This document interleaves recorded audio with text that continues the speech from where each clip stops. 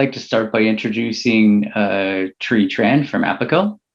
Tri is responsible for the company's technical development effort and oversees clients in the B2B space. He has over 20 years of startup experience leading business, operations, and engineering teams.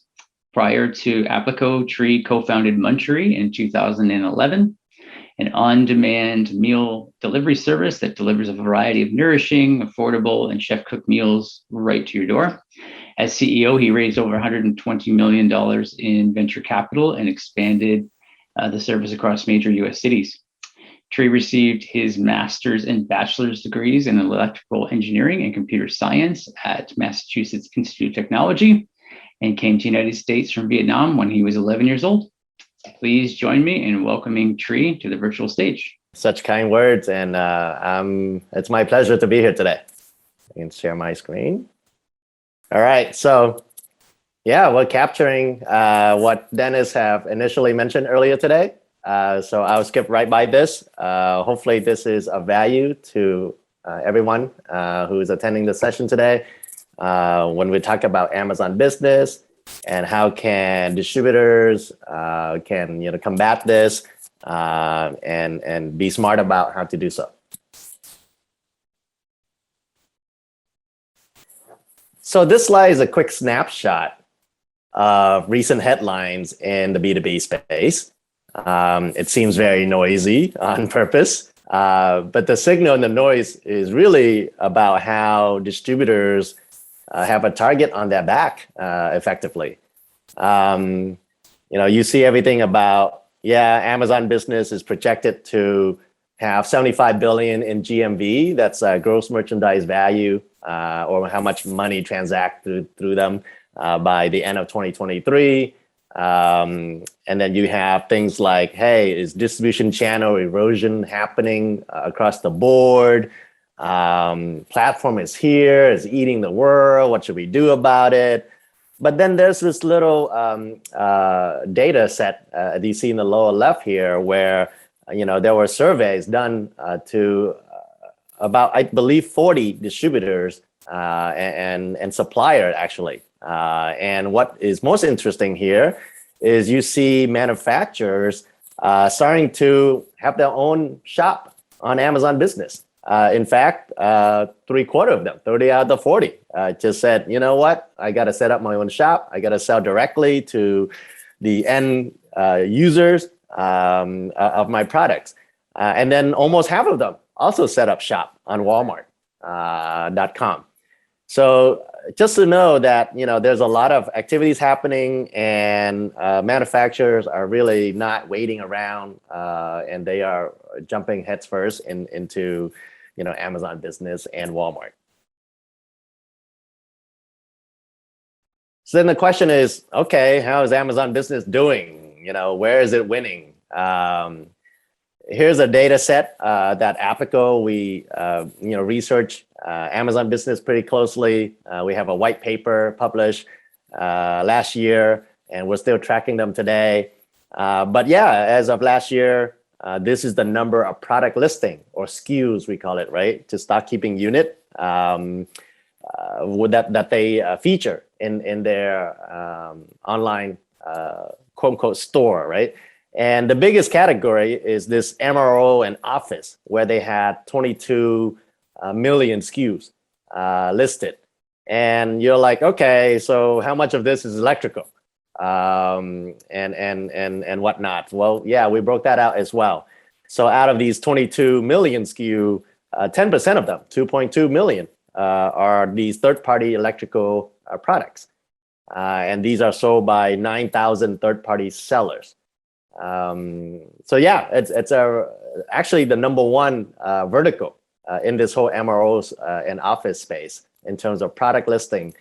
So it's pretty diverse in terms of offering. The other information about Amazon Business, if you don't already know, right? They started in 2015, so just 6 years ago, and within 1 year they had 1 billion in GMV. And in 2018, that ballooned to 10 billion. And then in 2019, ballooned to 16 billion. And earlier this year, we heard reports by their own analysts that show that they have reached 25 billion in GMV with 5 million third-party sellers. So it's just really growing and doing well from that perspective. And we think it's pretty formidable of a force. Taking a step back, looking at more of a global picture, we see digitizations accelerating across the board. Whether it's global B2C e-commerce here that you see on the left half of the chart, where you see 15.2% CAGR, and then you can see how much of that is the impact that Amazon and Walmart has versus the rest of the world. And then more relevant, obviously, is B2B e-commerce GMV here. And this is US numbers. You can see 9.5% CAGR projecting to 1.8 trillion by 2023 here. I know from research that the EFC has given me, right, online sales is approaching 800 million in Canada for 2021. However, my understanding is the sales are focused more on converting existing customers to order through online as opposed to gaining new, brand new customers.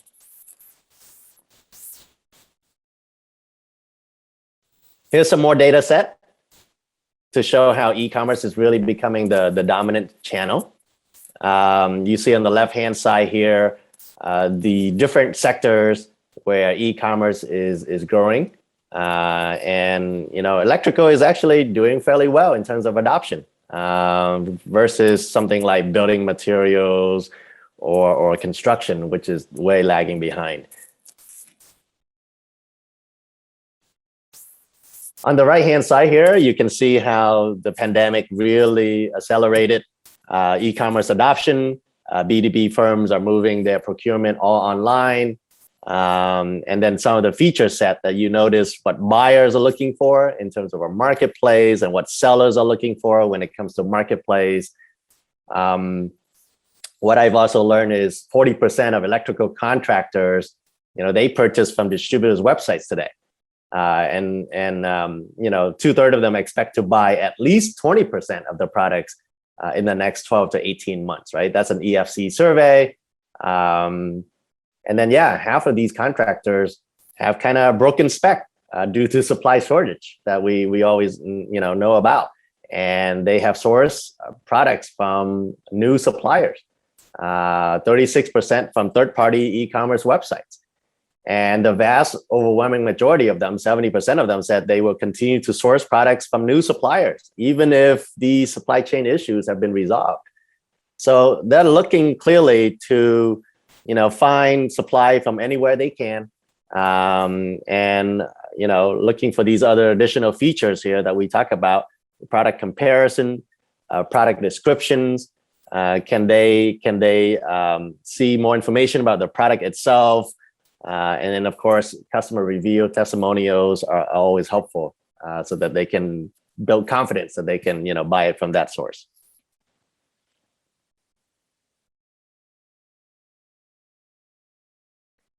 So, going back to the subject of this session, right? You may be wondering, why is Amazon Business Platform succeeding so quickly?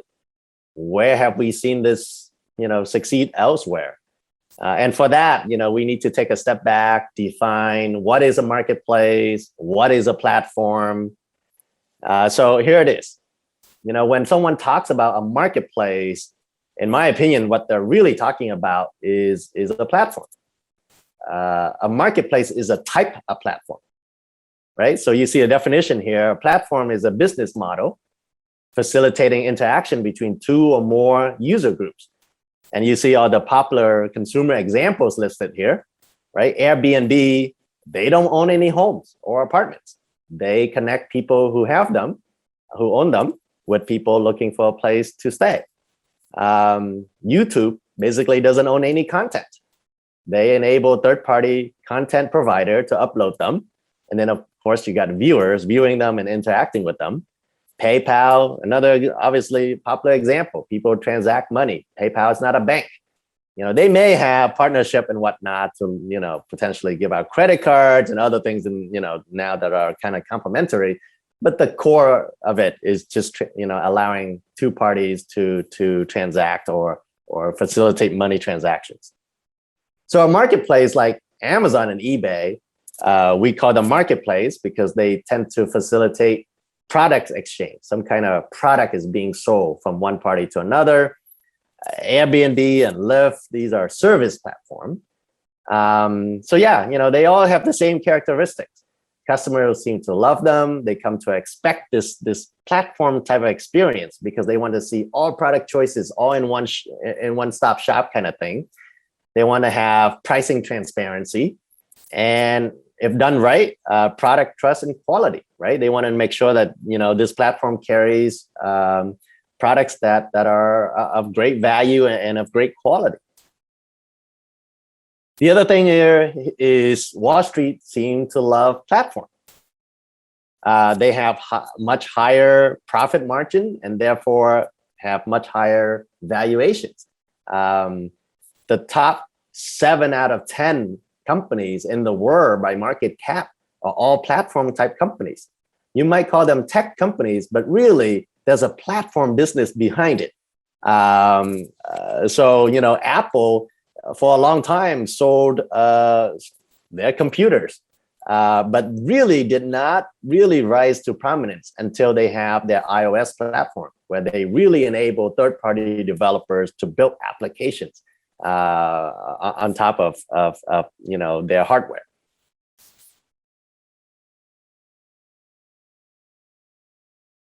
So yeah, as I mentioned before, platform is this multi-sided business model. They make money by facilitating some kind of a transaction and collecting a take rate. Not all of them do this take rate, kind of monetization, but it's fairly common. The other thing that I want to point out is platforms and popular marketplaces tend to result in this winner-take-all kind of dynamic, right? You see on the right-hand side here, we have more, examples here where you got YouTube is the overwhelming #1 video streaming provider. Netflix is kind of second, but Netflix is not even a platform. Then of course you got Windows and Apple's. You got Alibaba and JD and popular in China. You got Google search engine, and then Bing is the second place. You got Android and then iOS. The third place player is like not even visible on any of these examples. That's how exciting and maybe cruel that this platform world can be, right? There's really just the top 2 players. If you are a third place, you are a loser, let alone the rest of the pack. So that's the key to keep in mind. It's very important to be part of this critical mass and be part of these winning platform business models. Having said that, right, there's no dominant yet. At least we'll see how Amazon Business do this, but there's not yet, in our opinion, like a dominant #1 player in the electrical industry. So that leaves a lot of opportunities for existing players to really get into the game.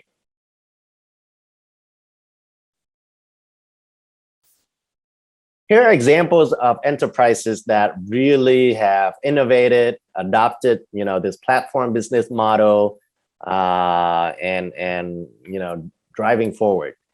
In particular, they set out to really increase their SKU count.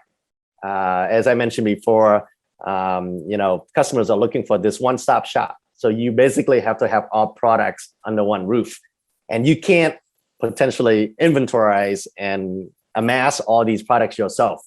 That's just impractical and require just tremendous amount of capital, and it's not going to work.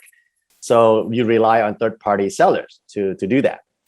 And so here you can see how Walmart with Jet.com have really amassed the number of SKU, growing from 33 million to now 75 million over the last 6 years. And then you can see the revenue growing correspondingly. And then on the right-hand side here, you got Granger and Zorro. In our opinion, Zorro is truly what has really blown up, right? They've gone from 1.8 million SKU to, as of last year, 6 million SKU. We'll see what we learn by the end of 2021, what that number may be, but I expect it to be even higher. So that's another example of enabling third-party sellers to really add to your product and offering and make it a one-stop shop to your customers.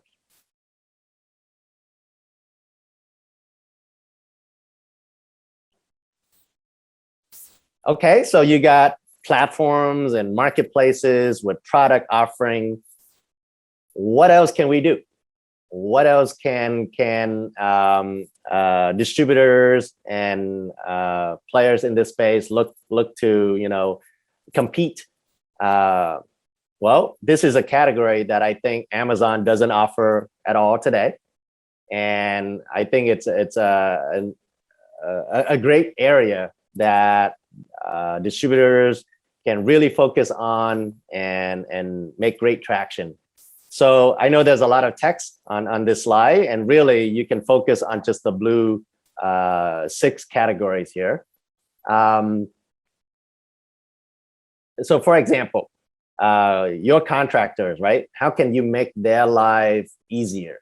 How can you make their business flourish and do more and grow? So here are example categories of tools that you can provide to your contractors. So example here is like a BIM, a 3D modeling tool. Can you help them with their job sites, their progress tracking, modeling of a job before any work is being done, estimating, quoting, things of that nature would be a category of contractor enablement. Another one here, we call them project management tools. So obviously, as a job is underway, how do you manage them, making sure they're on schedule? How do you coordinate, help them coordinate their subcontractors, coordinate, delivery of materials, and ensure that, the job get done on time, on budget, and of great, quality. So that's project management. Contractors are also looking to offer their customer financing and potentially even insurance tools, right? So how can you enable these contractors to have that? Whether you offer them credits them yourself, or more importantly, can you find partners who would do that? Offer them favorable terms, offering their clients who may be a homeowner, who may be a business, a commercial facility developer. How can they have access to finance and make the job happen more easily? Another category, weather forecasting, for example. A lot of time this impact the project. How do you keep real-time updates, making sure the job site is safe, depending on weather and situation like that? More forecasting, when can projects get done, on time and safely. And then of course you got a service marketplace. An example here might be, how can you help connect trade skilled workers with these contractors looking for labor? I know labor shortage is a huge issue across every industry today, and surely across the construction and building industry. So yeah, can you be involved with service marketplaces, help them find trade skills, finding other kind of services, maybe design skills and other kind of skill set like that, to help the contractors land the job and get the fulfillment done correctly. And then last but not least, we already cover product marketplaces, right? Help them be a part of these product marketplaces, deliver products, building supplies directly to the target customer.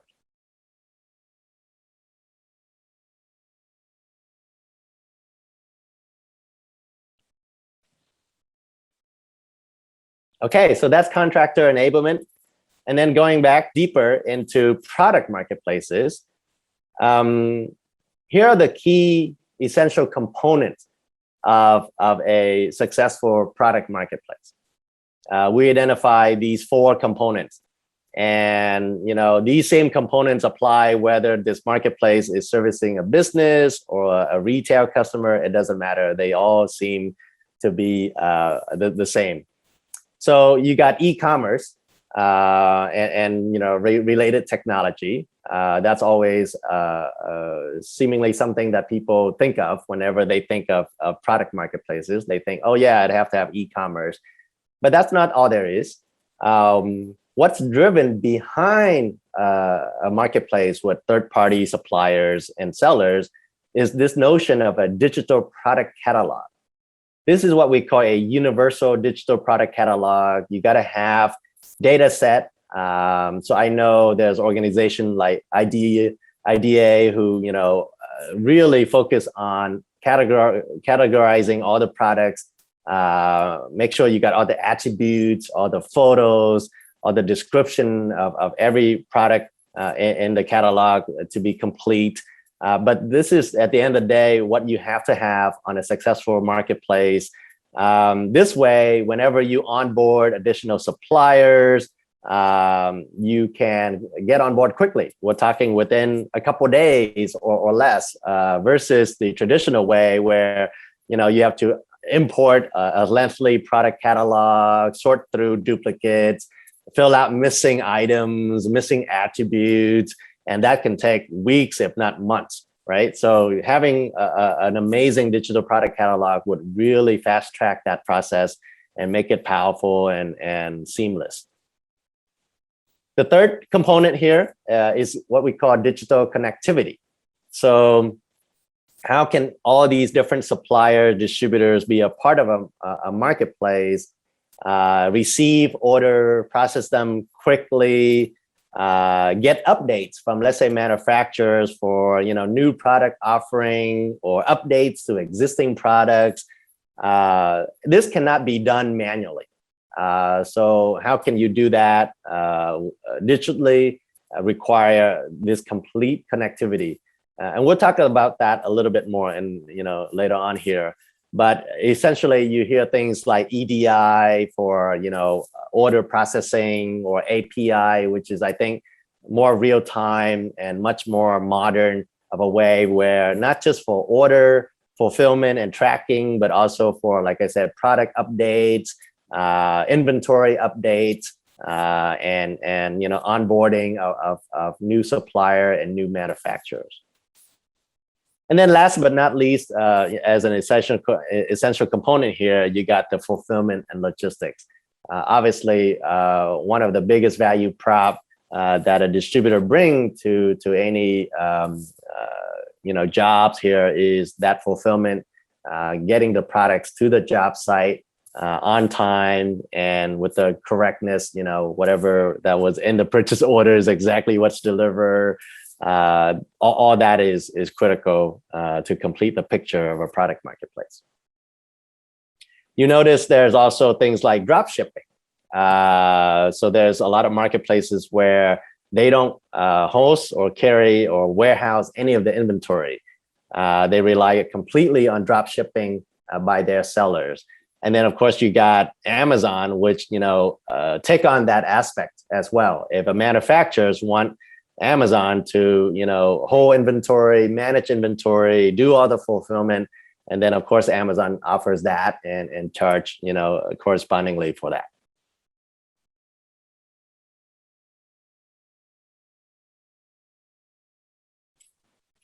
So here's a summary of recommendations on what, in my opinion, both the small and mid-sized distributors should be looking to do versus a larger entity. So if you're a small and mid-sized distributor, for example, and I believe this is the largest audience at EFC here, what should you do? In my opinion, having e-commerce and mobile apps, things like that, are what we call table stakes. You should have them.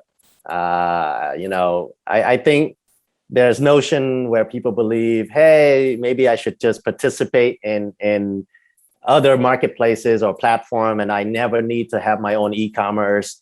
Well, I think that's a little bit naive and potentially can land into trouble if that marketplace or that platform happen to be unavailable or go out of business and whatnot. Then you're left without a digital channel, and that wouldn't be a good place to be in. So definitely consider, and invest, not just consider, but invest and make sure you have that. Leverage great SaaS tool, right? SaaS stand for software as a service. There are great players out there who can bring you e-commerce capability in a relatively short time. And they do so extremely well. And then when it comes to platform, what can a small and mid-sized entity look to do?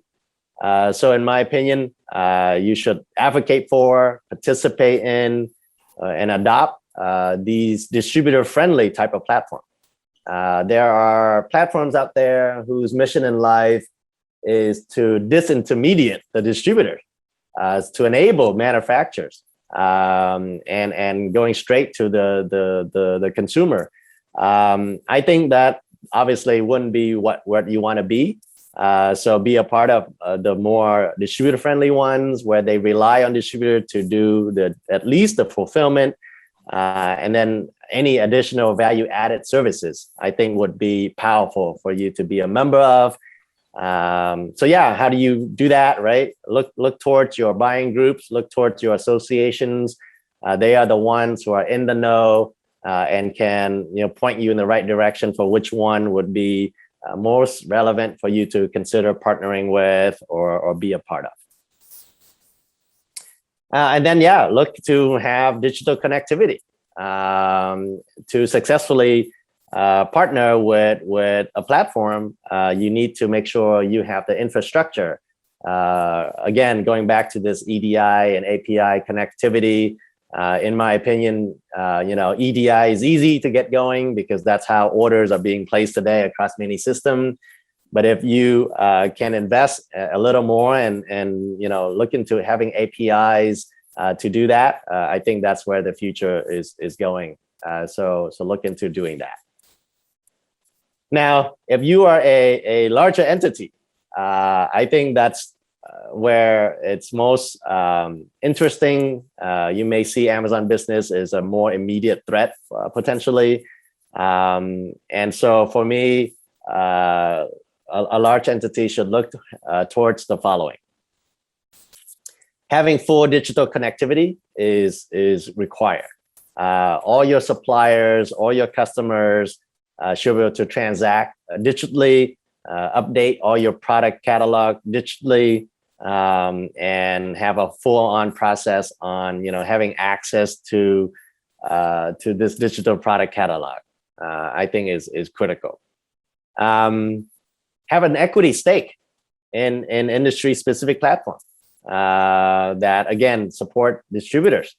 What do I mean by equity stake? I mean, can you form strategic partnership with them? Can you invest in them? Or if it makes sense, can you acquire them if they're small enough or fits your pocket, obviously. But yeah, you gotta have some meaningful stake here because I think the potential mistake here is, let's say you join force and just sell on Amazon Business. What would happen there in our experience with Amazon is eventually they lead towards margin compression. They would basically enable all the manufacturers and other distributors to just compete on price alone and price alone, really. And that's just not going to be a good destination to be at. So yeah, look forward to how can you get your own specific platform or have a stake in one. If you're not sure what to do, which marketplace, which platform is the one to work with, maybe start with a gap or a feature analysis, right? Understand fully, hey, how does customer service happen? How does fulfillment happen? Who holds the inventory? Which ERP system does that one, work with? Can it work with mine? I have a set of suppliers I work with today. How can they be a part of that, right? You got to really try to break out into very specific components to see where things stand today. I mentioned this before, having a stake in this digital universal product catalog is key. Can you have access to that catalog? Can you see from the platform data, what else are the customers looking for? Can you look forward to offering such product as well? What are the services can a platform help provide that you can also provide? So make yourself stickier. Same line as enabling your contractor customer. This contractor enablement I mentioned earlier. How can you make their lives easier and thus create a stickier business? Technology tend to be kind of like a commodity in some ways, right? A project management tool. The old school way would be, hey, can I offer that and charge a fee to my contractors? Well, okay, you can do that, but how about consider something like this, right? Give away the project management tool, give away a quoting tool to your contractor customer. But in that quoting tool, is your product catalog, is your offering. And when they make a quote to their customers about what a job would cost, well, they would source the products from you and get delivery from you, and of course any other services that they can get from you. That's what I mean by giving away the tool, because the strategy here is not so much charging and making a dime on the tool, but much more about making it a stickier relationship with your contractor customers. And then last but not least, if you're not sure, then partner with platform experts. And, I'm not going to be shy on promoting Applico here, but we've done that. Applico provide that expertise. We help a lot of clients in the B2B space understand that strategy, get alignment with their, board and the executive team on what to do, and give them a path towards how to execute that strategy. So that's what I got for today. And I appreciate you making the time and joining me today. I'll pause here. I'm sure there may be questions that I'm happy to address. Great, Tree. Thank you so much for that presentation. I'll go to Tim and see if we have any questions here. If anyone has a question, please feel free to enter it in the chat box there. And Tim will mention this and see if we have the answer for Tree. Tree, there was one question here. This is in relation to Amazon for distributors. So in order to acquire new customers rather than convert old ones, could you expand on how distributors can better leverage Amazon as opposed to manufacturers? Leverage Amazon to acquire new customers? I believe new customers, yes. Yeah. So obviously Amazon business has a lot of eyeballs, right? They have demand coming to them. If you participate on their platform, obviously you can potentially be a supplier that would match whatever products or that they're looking for on Amazon business. I see that as a way to participate, but you got to be careful here, right? I mean, are you gonna provide more or less product that you don't mind competing directly on price and price alone on Amazon business? But I can see that as a potential way to siphon away some demand from Amazon business. Maybe they come to work with you, this customer, right? Found you through Amazon business, come to do business with you, work with you, and then they learn, oh, wow, this distributor has a lot more other services that Amazon business doesn't offer. And therefore, they now work directly with you. I see that as a potential strategy. But you got to be careful about, what kind of product do you put on Amazon business? Are you willing to, quote unquote, potentially have a loss leader there? Because a lot of it is all pricing competition. Interesting.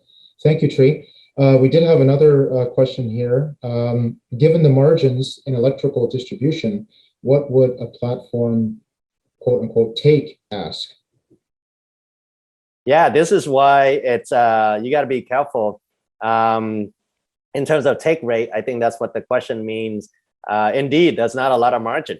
So most platforms, if they're not leveraging on you as a distributor doing the fulfillment, then there's not a whole lot of room here, right? That's why a lot of platforms trying to disintermediate the distributor. They go after servicing the manufacturers directly. They're going to hold the inventory on behalf of the manufacturers, and they take whatever the few points of margin that there is to have. So that's very, very important to recognize and know which one do you partner with. The ones that rely on you because you bring a very critical service or a component to the platform. Let's say the fulfillment side, as I mentioned before. Then of course there's margin to be had. The ones who do take rate, like I said, they may start out with a small take rate just to get business going. But then for something like Amazon, they've been doing this for a while. They do their 25% take rate, and as you can imagine, that works well potentially with a direct to manufacturer relationship. Great. I hope it answered that question there. We have a couple more that came in here. Considering the construction elements of electrical distribution, whom do you see as the biggest threat to distributors? Amazon or Home Depot / Lowe's or the big boxes? Yeah, I know the subject here was about Amazon, and I didn't get a chance to talk about popular retailer like Home Depot and Lowe's. But in my opinion, they are threats as well. Especially if they starting to leverage additional supplies, get more variation of their supply versus just kind of run-of-the-mill product that they put in their warehouse. And secondarily, there's news a couple of weeks back, Home Depot just partnered with a company called Builder Trend, for example. Builder Trend offer tools to help contractors do their job more easily, manage their job exactly along the line that I had outlined earlier.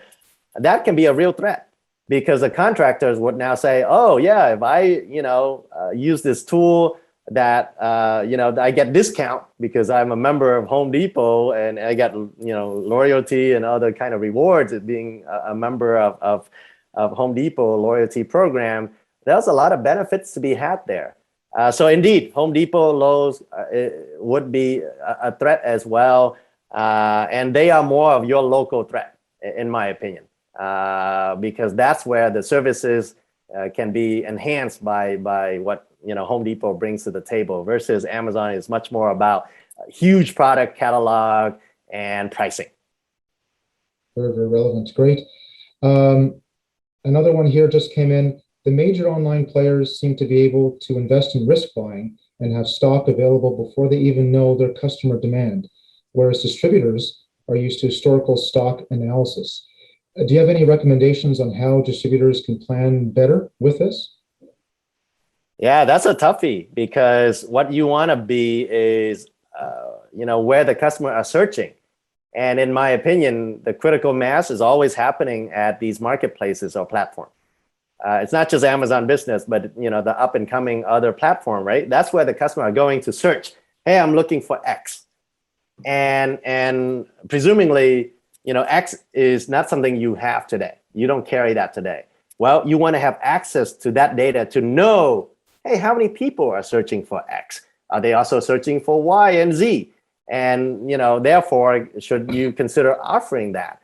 I think that's very important. And this demand prediction or this AI or, intelligence to know what to carry, I think that comes along with access to the kind of search that the consumer, the buyer is looking for, or the procurement tool, collecting that kind of data set. That's how you would glean from it. It doesn't come from nothing, right? They got to know. And then, of course, there are other intelligence like what kind of projects that is being built and what kind of product fit for that. But I think, you know, a major aspect of this is what are they searching for? Definitely a shift taking place. Lots of questions coming in here, Tree. I know we've got a couple minutes That's left great. here, so thanks for this. How should a distributor and a manufacturer determine an ROI prior to joining a marketplace? And should they consider vertical marketplaces or a generalist approach like Amazon? No, maybe I hit the second part first. I think vertical marketplaces is the way to go. You don't want, look, there's no way to build the next general purpose, general merchandise Amazon. That, you know, they have a 25-year head start, right? You're not going to get there. But if you have a vertical specific ones where you can have very specific services related to, let's say electrical is what we're talking about here, you have a chance to really be dominant and be real value to your customer, right? So I think do that. I'm sorry, I kind of, the first part of the question, repeat that again, Dennis. Oh yeah, sure. So how should a distributor and a manufacturer determine an ROI prior to joining a marketplace? Yeah. No, so, you know, this is part of the work that needs to be done. You got to actually do a model and see, hey, what kind of return am I expecting if I work with a platform? What kind of take rate can I get a piece of? What kind of margin can I have? What's my customer's growth going to look like over the next 1, 3, or 5 years, right? What's my customer acquisition cost would look like? What's my lifetime value of a typical customer? And how sticky are they, you know, in terms of retention? You got to model this out. So once you have the financial model for this, then you can go shopping, so to speak, right? Then you can say, okay, then I can allocate a certain budget to make sure I have a return. You may have to, you know, invest upfront, and you know, for the first maybe 1 to 3 years, you're not getting a positive net return yet, but it should turn around when you get to more critical mass and get the volume. So make sure your unit economics is positive. But initially, yeah, operationally, you might have to invest a little bit to get it going. That's great. Well, thanks so much, Tree. That's all the time, unfortunately, we have for the Q&A. So thank you so much for doing that. Thank you for all the questions out there from everyone as well. And apologize if we couldn't get to all of them. You had lots of questions, Tree. So this is great. A good conversation here. In closing, I just want to thank Tree for his insightful presentation today. And thank you all for attending. We definitely hope you enjoy the rest of the conference. We would also like to remind you, though, that all sessions are being recorded, and they will be available to you up to an additional 30 days after the conference. So please make sure you take full advantage of this great opportunity. We did lose Tim Gibson, unfortunately, there. He had a computer crash, so I apologize. So I kind of looked after the Q&A there. So thanks again, Tim, for joining us for this session. But once again, thank you so much, Tree, and thank you so much, everyone, for joining, and we hope you have a wonderful afternoon. Take care. Thank you.